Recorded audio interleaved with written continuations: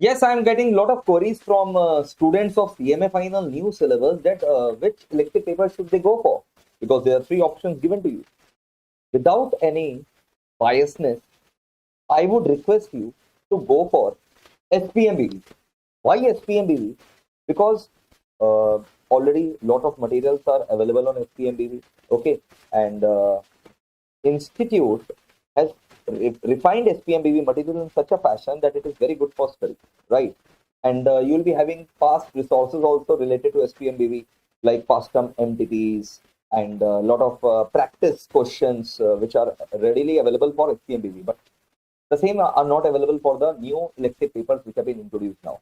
And one more thing is that a lot of portions are common in SPMBV and your SCMB, right?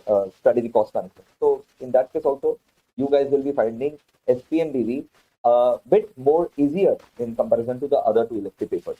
So without any biasness, one should go for SPMBV. And yes, MEPL classes provide all the 8 subjects for CMA final, the best quality education, as you already know, because of which we have bagged 3 times all in rank 1 since last 3 consecutive terms. And we just believe in serving you the best quality education. And if you follow our guidance, surely you're going to become CA. That's it from my side. Thank you and choose wisely.